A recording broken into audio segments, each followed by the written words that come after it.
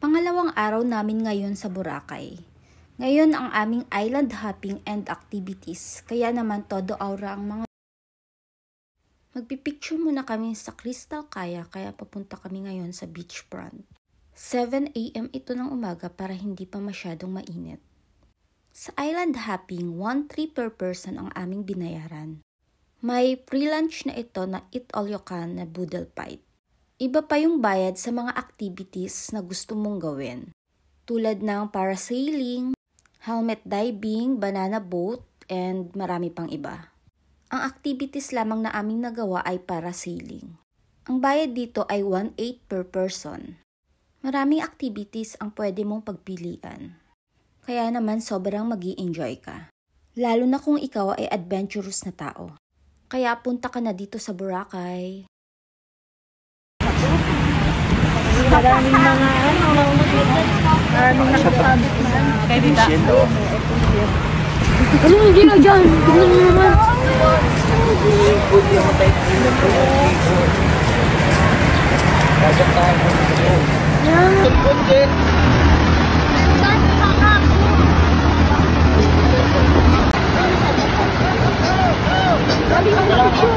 Turun kita dali. Cellphone mo. Ha? Tapos sino ka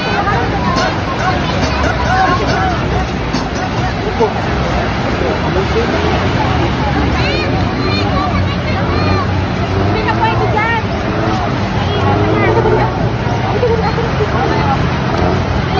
Ay, sino susunod? Shen, ano na? O sila muna na Angel. Sige, sila muna.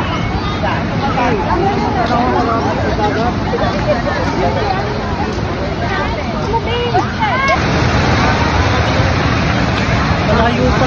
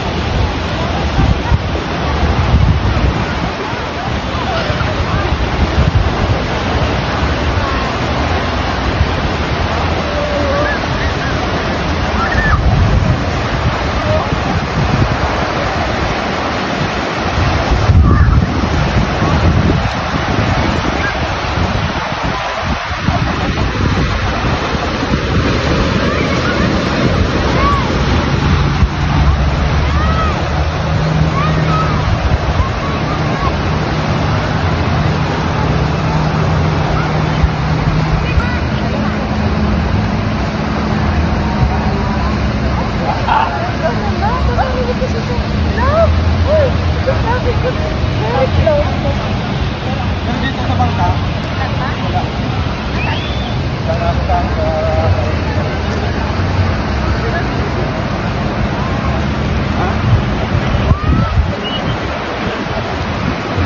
Bye-bye.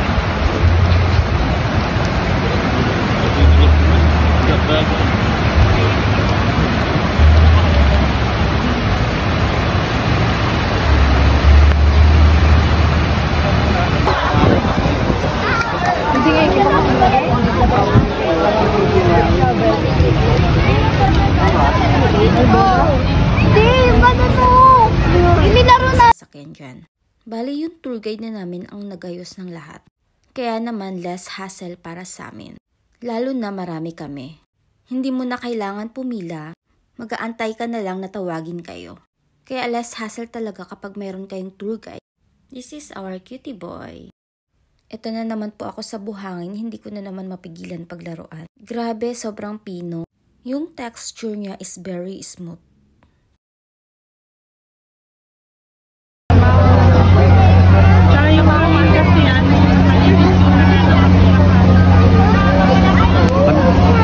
Bumapa ka dito. Ay, patiki ka. Madulas.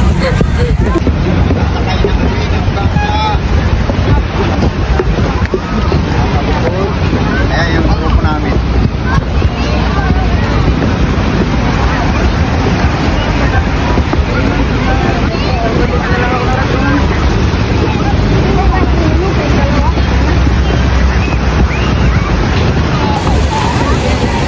Maalon-alon.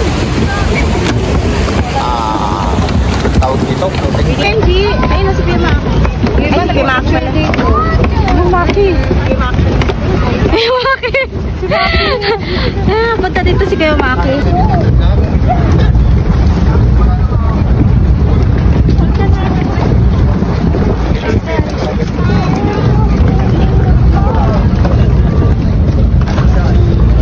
Ano yung binayaran na yun? Yung Friday. Pati bago pa?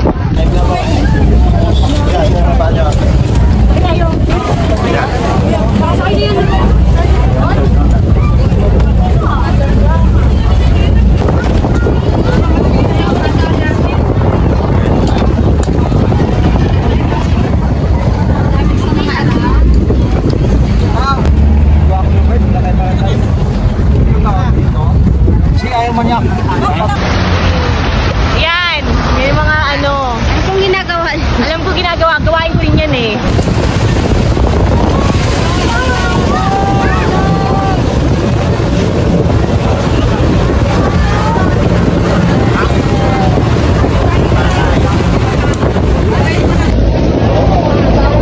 Parang may mga paso-paso. May mga paso-paso.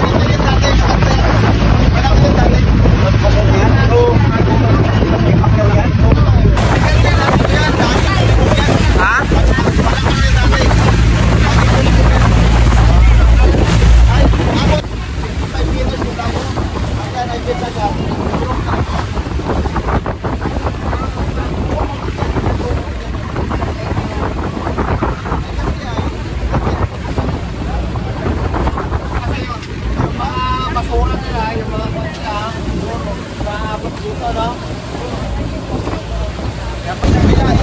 Ha?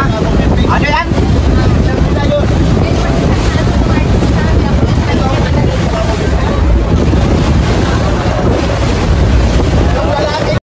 Papunta na kami ng Puka Beach para magpa-picture. Dahil nandun yung white sand castle na may nakasulat na Boracay. Sobrang lakas ng alon, humahampas ito sa bangkang aming sinasakyan. Ako lang ba yung sobrang nag-i-enjoy kapag sumasakay ng bangka? Sobrang nakaka-relax. Kaya kung burnout na kayo sa city life, you need this kind of vacation.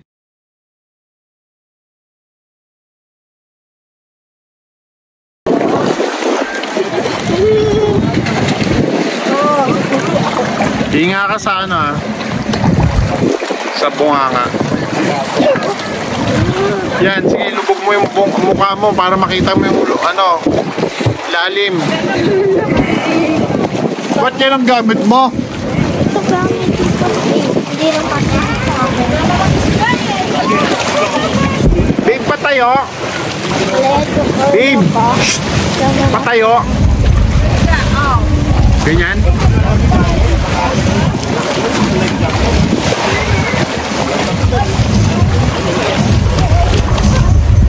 Tignan mo ilalim.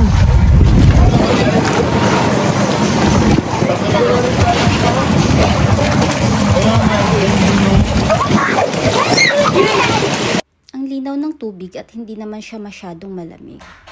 Pag nagbabakasyon talaga kami ng family, dagat talaga ang pinupuntahan namin. Dahil na-enjoy talaga namin ito, pati na rin ng mga bata. Kaya mag-travel ka lang habang bata at malakas ka pa.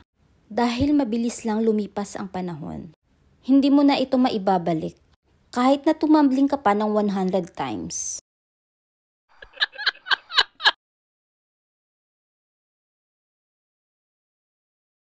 Itong mga kasama ko parang ayaw maligo. Parang gusto na lang nilang maging audience ko. Pagkatapos nito kami ay magla-lunch na and then magwa-water activities.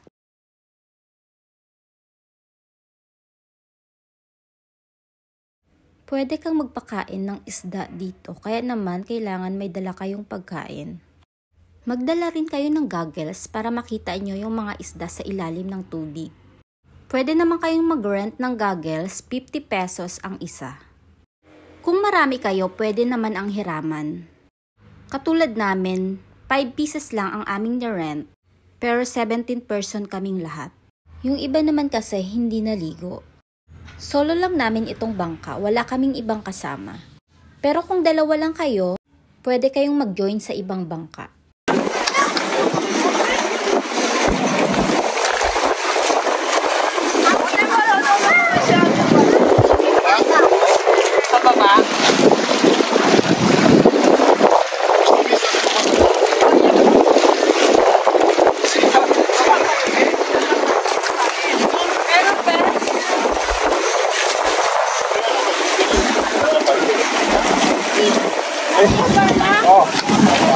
Ha?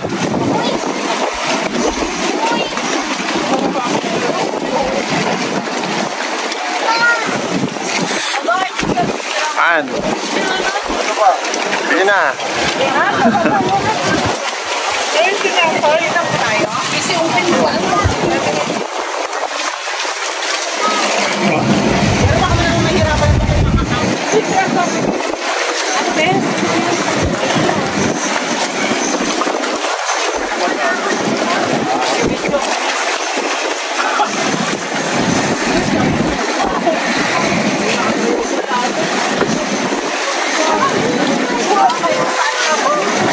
Okay na.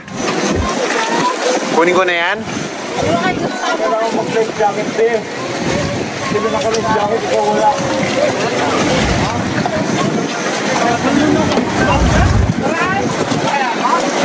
Ang dami nun, dagat.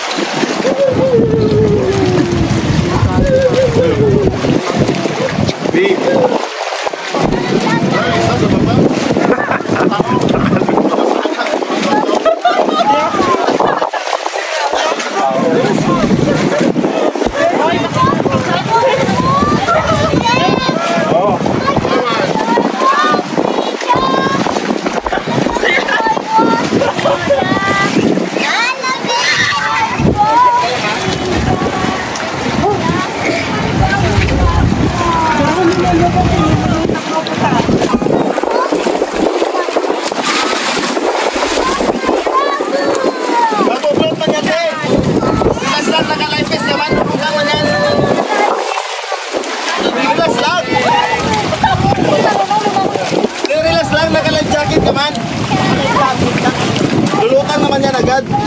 Tawag ka doon, Teo. Yan o, tawag ka dyan. Naka-live vest ka naman, wala yan. Galing pala lumangoy.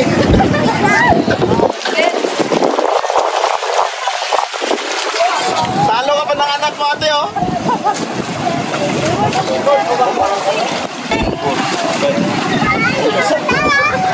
Oh, sa bilog.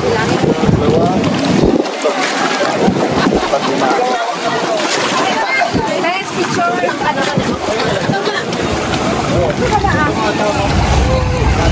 Ito, dito. Kuya, dito kuya, pawakin mo yung bata dito, oh.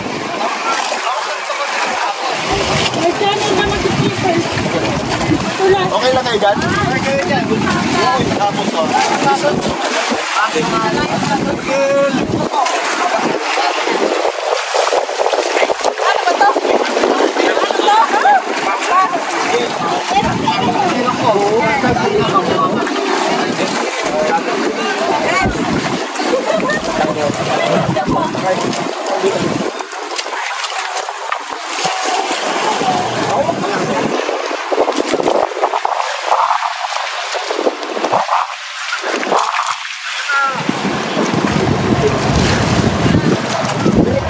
Baba ka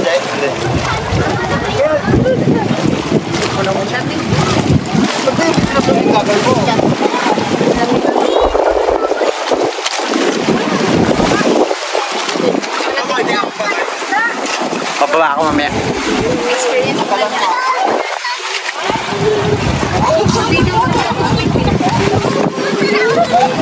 Punta lang ako dun.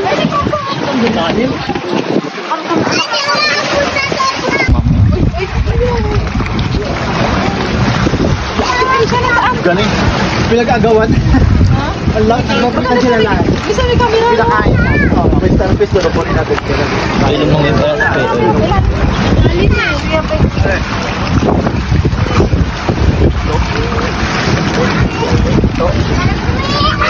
Ayun, sige yun.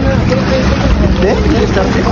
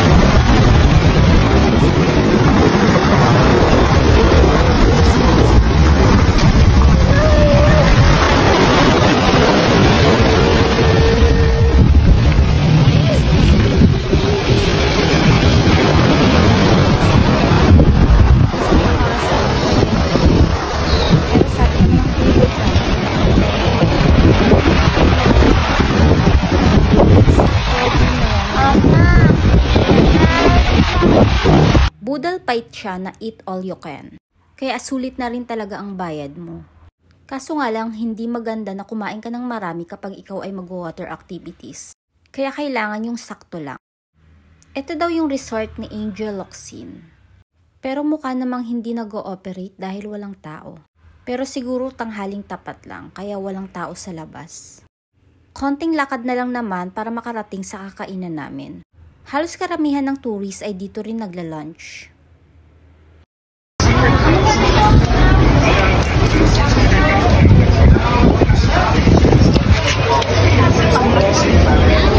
Dito yung ito, oh.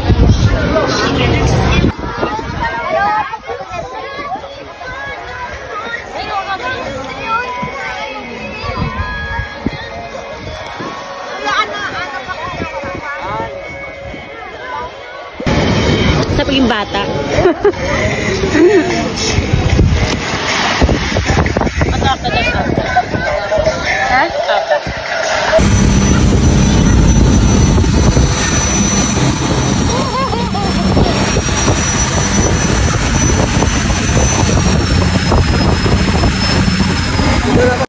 Pagkatapos ng lunch, ayan, nag-parasailing na kami. Medyo nakakatakot lang yung parang hinahampas ka ng hangin na akala mo ay mapuputol na yung lubid. Pero masaya naman siya.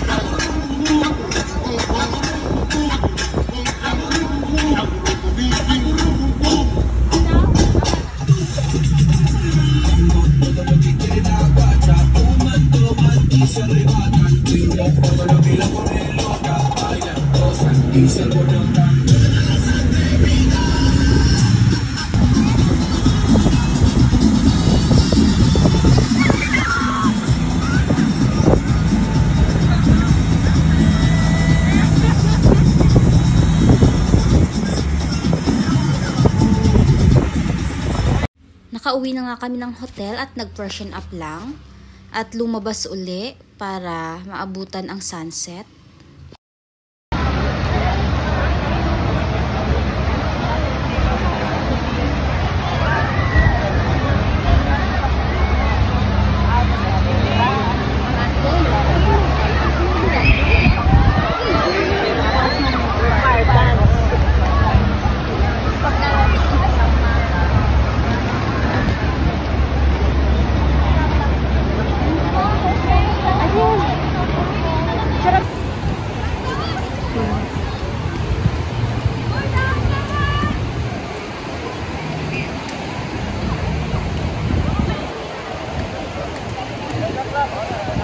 Nag-dinner sa Shakey's.